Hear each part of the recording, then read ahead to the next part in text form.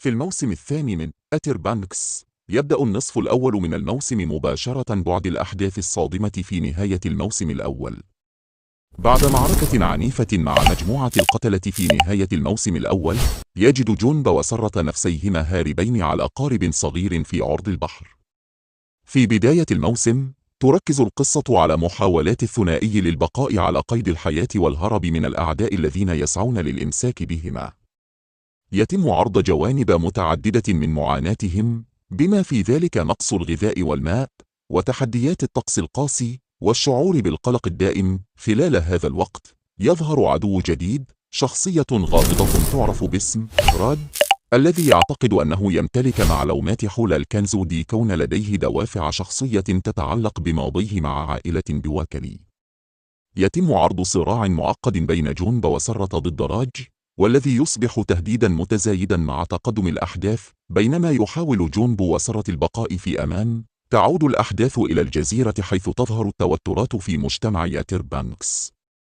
تدور الأحداث حول صراع مستمر بين عائلة كارين وبواكلي.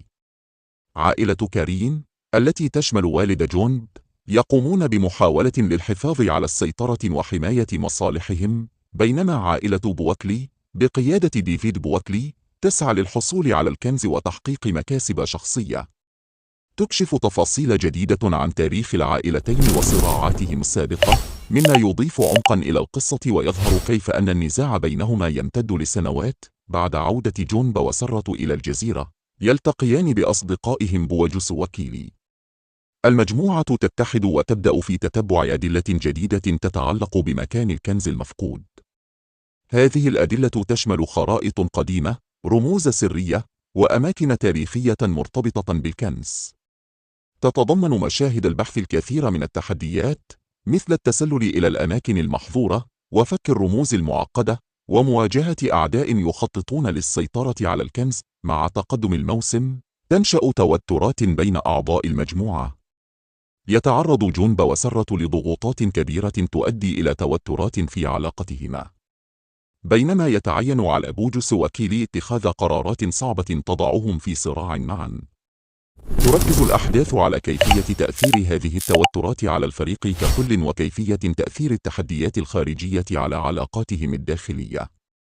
الأحداث تأخذ منحا أكثر إثارة عندما يظهر راج كمنافس رئيسي للكنز. مع تطور القصة، يكتشف جون بوسرة أن راج قد يكون لديه معلومات حول الكنز وأسرار أخرى تتعلق بماضي عائلاتهم.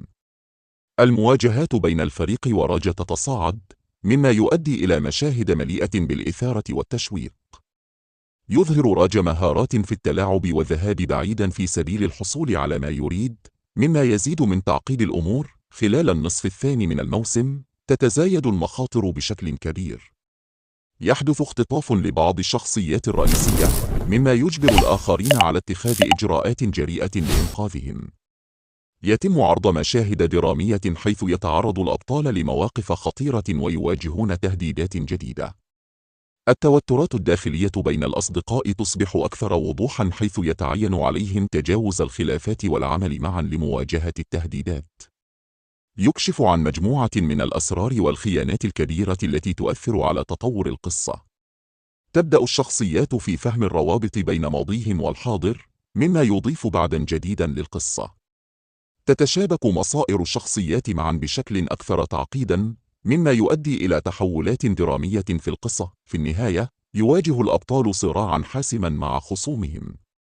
تتكشف الأسرار الرئيسية ويظهر الأعداء في صورة أكثر تهديدا. الموسم ينتهي بمشهد مثير يترك المشاهدين في حالة من الترقب والتشويق، حيث يتم الإعداد لمزيد من التحديات في الموسم التالي. الأحداث تؤدي إلى حالة من الترقب بشأن ما سيحدث بعد ذلك، مما يجعل الجمهور متحمسا لمتابعة تطورات القصة في المواسم القادمة. في نهاية الموسم الثاني من أتر بانكس، تزداد الأحداث تعقيدا ودرامية مع تصاعد الأزمات التي يواجهها الأبطال. بعد مواجهة العديد من التحديات والمخاطر، تتكشف أسرار جديدة وتظهر خيانات غير متوقعة. الشخصية الرئيسية جون بوسرة، برفقة أصدقائهم بوجس وكيلي، يجدون أنفسهم في صراع مكثف ضد خصومهم، بما في ذلك راج، الذي يمتلك معلومات حاسمة حول الكنز ولديه دوافع شخصية قوية. تبدأ الأحداث بالتسارع عندما يتعرض الأبطال لمخاطر كبيرة تهدد حياتهم.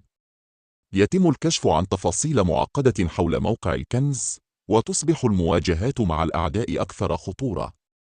الأبطال يجدون أنفسهم في مواجهة مع مجموعة من الخصوم الذين يسعون للسيطرة على الكنز، ويجب عليهم استخدام كل مهاراتهم ومواردهم لمواجهة التهديدات.